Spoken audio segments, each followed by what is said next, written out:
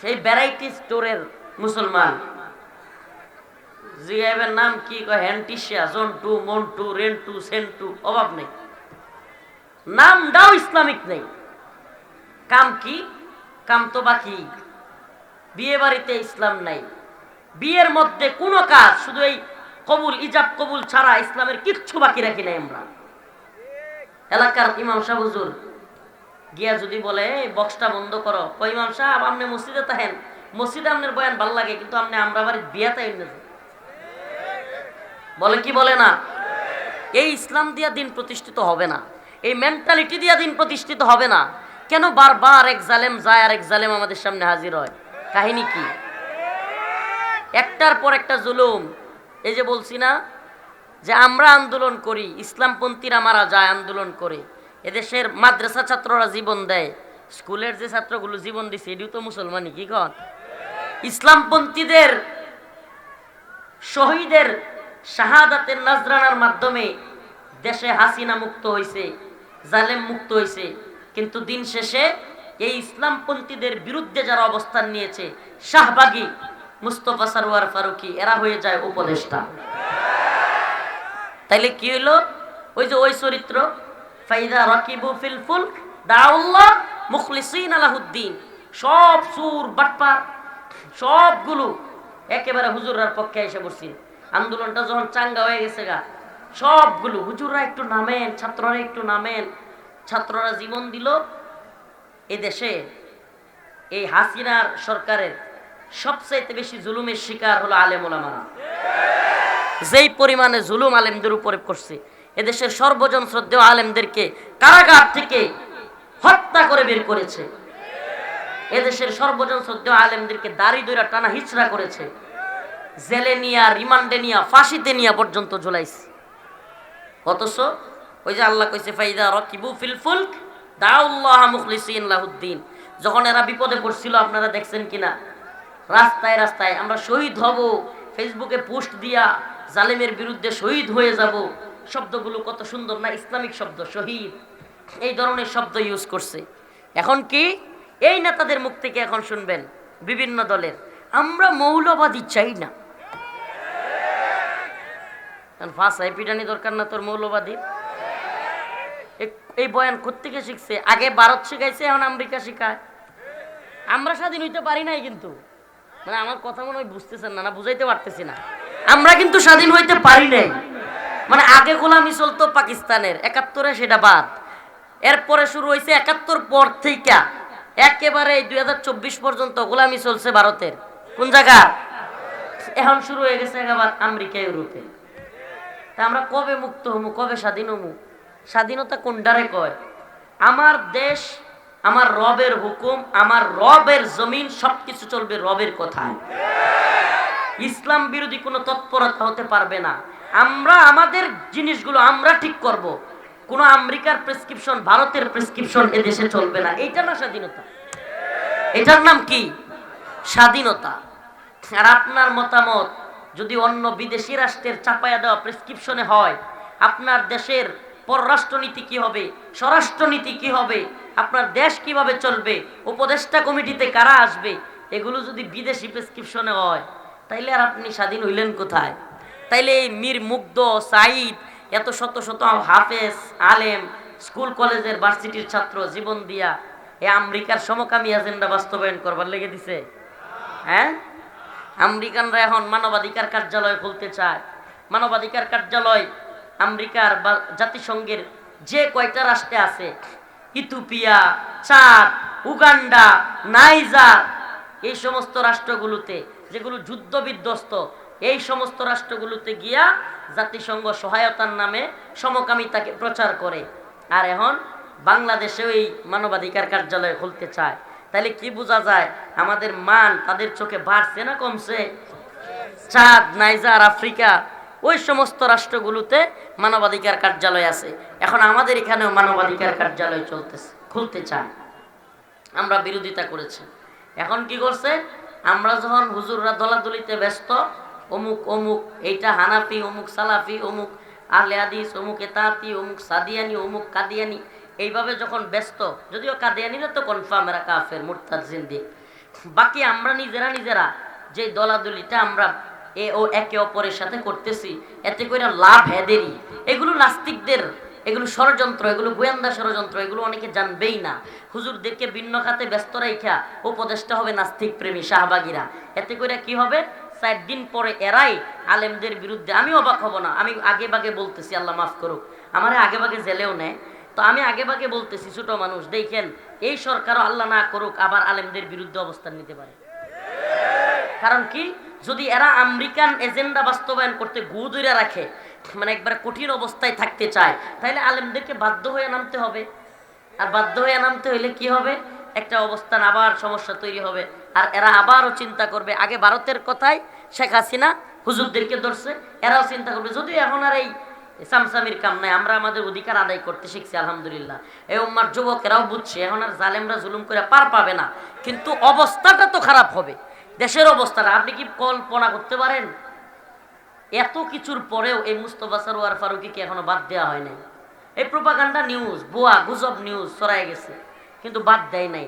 তাইলে একজন উপদেষ্টাকে বাতিল করতেই এত এত দল, এত মত বলতেছে এই লোকটাকে রাখা যাবে না, এ মুজিববাদের লোক, এ আওয়ামী লীগের লোক, এই ভারতীয় দালাল, এই ইসলাম বিদ্বেষী আহমদ শফি রহমাহুল্লাহকে এই লোক তেতুল হুজুর বলে কটূক্তি করেছে। শাপলা চত্বরে এতগুলো খুন হয়েছে, এগুলোর পক্ষে সে সাফাই গাইছে, শাপলা চত্বর নিয়ে পোস্ট করছে, শাপলা জঞ্জাল মুক্ত, নাউজুবিল্লাহ, এই ধরনের কথা লিখছে। এরপরে এই লোক নিজের ফেসবুক পোস্টে সে সমকামিতা, এলজিবিটির পক্ষে স্লোগান তুলেছে। এত কিছুর পরেও একটা ব্যক্তি যদি শহীদদের মিছিলে, যেই সরকার গঠিত হয়েছে, কিসের মিছিলে, শহীদদের মিছিলের উপর দিয়া স্মুথলি না, আপনারা কেউ ভোট দিছে আর আপনি গিয়া সরকার হয়েছেন এমন না, বরং অনেকগুলো ছাত্র, আলেম, হাফেজ শহীদ হইয়া আপনাদেরকে বসানো হয়েছে। আর শহীদদের বিনিময়ে আমরা কি পাইছি, মুস্তফা সরোয়ার ফারুকীর মতো ভণ্ড উপদেষ্টা। এই তো স্বাধীনতার নমুনা। এটারে কয় যে ডিম পারে হাসে, খায় বাঘ ডাসে। এরা সব সময় আমাদের মাথায় কাঁঠাল ভেঙে খেতে চায়। কাঁঠাল আমাদের মাথায় চড়ি আমরা, কিন্তু ঘুষ কে খায়, কথা বুঝেন নাই, এরা খাইতে চায়। এই জন্য এই সমস্ত নিফাকি চরিত্র আমাদের সাবধানে থাকতে হবে। আমাদেরকে এরা সব সময় সুন্দর সুন্দর কথা বলবে, দেশকে সংস্কার করা হবে, এই করা হবে সে। আচ্ছা বলেন, সত্যি কথা বলবেন, আপনারা যে বিপদে পড়ছিলেন, শেরপুরের মানুষ, দুবরার মানুষ, হালুয়াঘাট ফুলপুরের মানুষ, সবার আগে কাদেরকে পাইছেন পাশে? আলেমদেরকে না? সত্যি করেন, আমার সাথে একমত হওয়ার দরকার নেই। আলেমরা জাপায়া পড়ছিল কি পড়ে নাই? চিন্তা করেন, সব দুর্যোগে দুর্বিপাকে আলেমরা জাপায়া পড়ে, কিন্তু দিন শেষে সেই আলেমরাই নিগৃহীত হয়। সেই আলেমদেরকেই বিভিন্ন ধরনের পেরেশানিতে পড়তে হয়, সেই আলেমদেরকেই বিভিন্ন ধরনের লাঞ্ছনা, অবমাননার মধ্যে পড়তে হয়। ও উম্মার যুবকেরা, আপনাদের কাছে শেরপুরের মুসলমান জানতে চায়, ভারতীয় ষড়যন্ত্রে 21 সালে মোদিকে খুশি করতে গিয়া হাসিনা এদেশের উলামায়ে কেরামকে গ্রেফতার করেছে। আল্লাহ না করুক নতুন করেও কোন জালেম যদি দুঃসাহস দেখাইতে চায়, আমেরিকার প্রেসক্রিপশনে, আমেরিকার কথায় নতুন করে কেউ যদি আলেমদেরকে কারাগারে নেওয়ার ষড়যন্ত্র করে, আপনারা তাদেরকে দাঁত ভাঙা জবাব দেওয়ার জন্য তৈরি আছেন তো ইনশাআল্লাহ?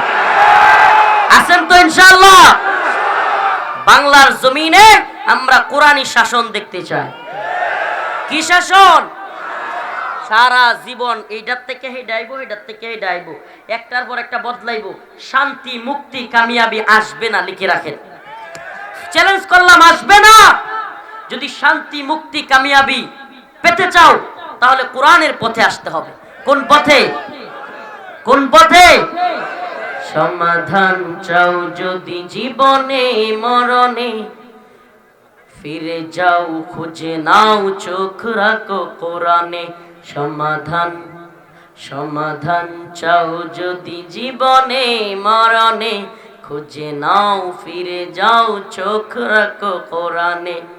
তবে পাবে সুখ শান্তির ঠিকানা, তবে পাবে সুখ শান্তির ঠিকানা, যদি মেনে নাও তুমি মনে প্রাণে। সমাধান, সমাধান চাও যদি জীবনে মরণে, খুঁজে নাও, ফিরে যাও, চোখ রাখো কোরআনে। ঘরে বালা কি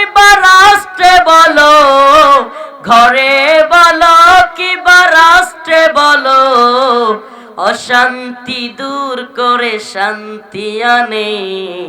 সমাধান সমাধান চাও যদি জীবনে মরণে, খুঁজে নাও ফিরে চাও চোখ রাখো কোরআনে। সমাধান আসতে হইলে, মুক্তি শান্তি কামিয়াবি পাইতে হইলে ভাই ও শেরপুরের যুবকেরা কোরআনের পথে আসতে হবে। আমার সাথে আওয়াজ দিয়ে বলো প্রিয় ভাইয়েরা আমার, এই যে যুবকেরা চাকরি পাচ্ছে না, ভার্সিটি থেকে কলেজ থেকে গ্রাজুয়েট করতেছে, পড়াশোনা করতেছে, মাদ্রাসার তালিবুল ইলমরা বিভিন্ন মাদ্রাসা থেকে দাখিল কামিল পাস করতেছে, বিভিন্ন মাদ্রাসা থেকে মাওলানা হচ্ছে, দাওরায়ে হাদিস পাস করতেছে, কিন্তু যোগ্যতা অনুযায়ী চাকরি কোনো জায়গায় মিলতেছে না। 10-15 লাখ টাকা ঘুষ দিতে হয়, তারপরেও চাকরি মিলতেছে না।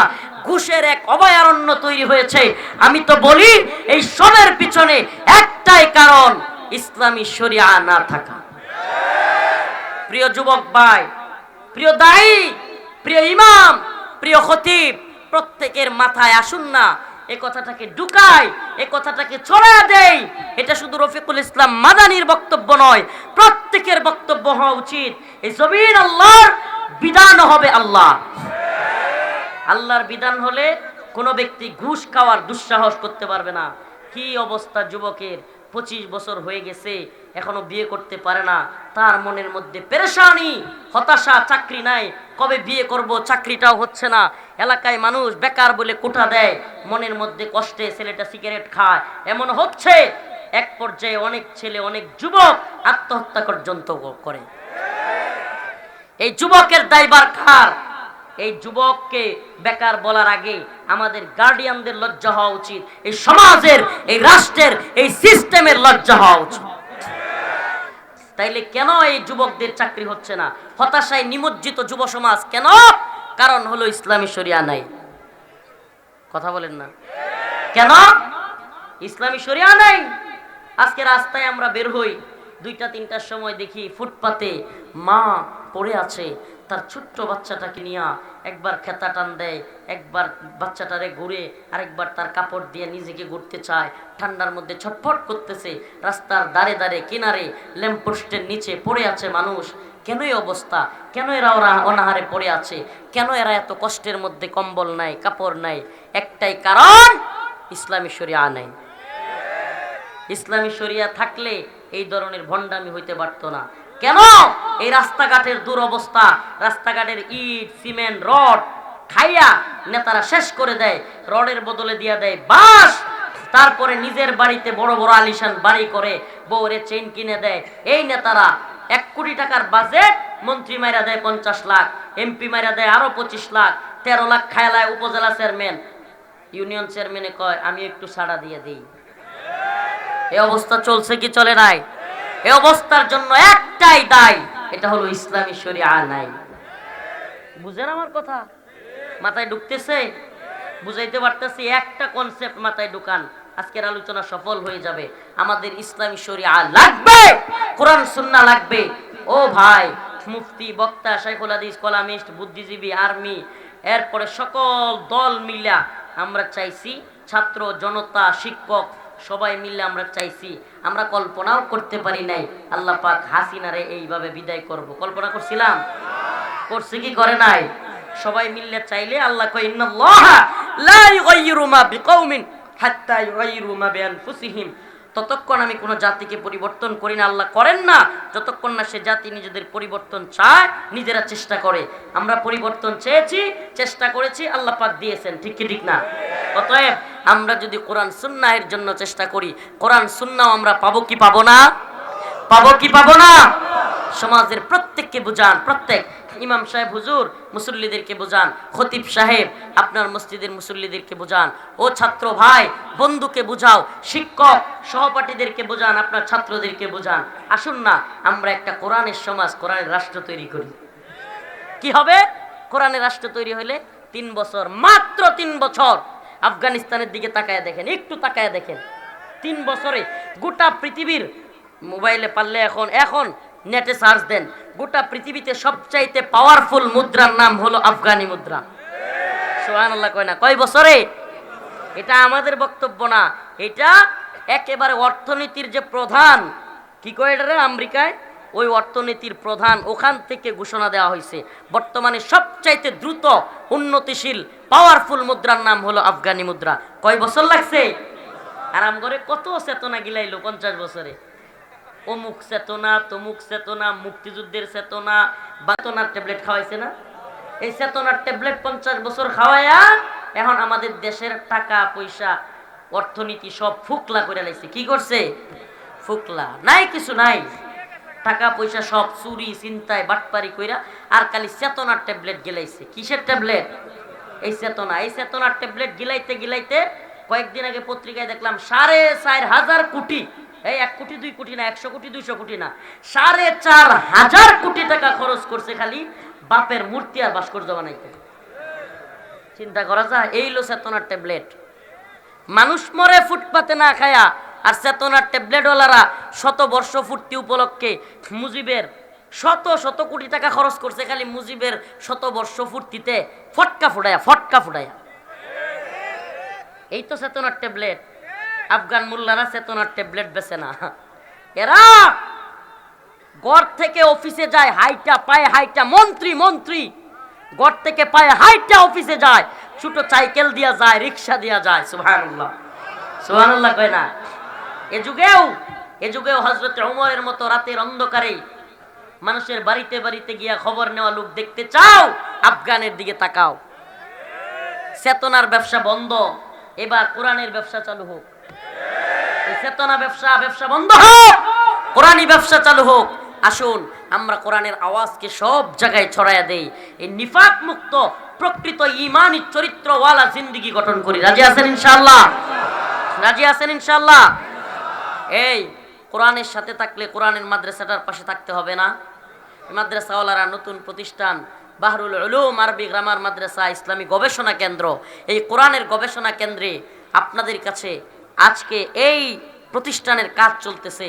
আমি আপনাদের কাছে উঠবেন না, আর কিছু কথা আছে, দয়া করে উঠবেন না প্লিজ। আমরা মুসাফির মাজলুম, আপনারা যে যেমন পারেন এই মাদ্রাসাটায় অনেক লোক মাশাআল্লাহ 1000 2000 5000 500 100 যে যেমন পারেন একটু আমাদেরকে মঞ্চে আমার হাতে দিয়ে যেতে পারেন, কিংবা রুমাল ছেড়ে দেন, মন্ত্রে আমার হাতেও বড় অঙ্কের অ্যামাউন্ট থাকলে আপনারা আমার হাতেও দিয়ে যেতে পারেন। মাদ্রাসার জায়গা কিনা হবে, মাদ্রাসার জায়গার জন্য ভাড়ায় চলতেছে, অল্প অল্প করে শরীক হই। আমি প্রয়োজনে এই 100 ইটের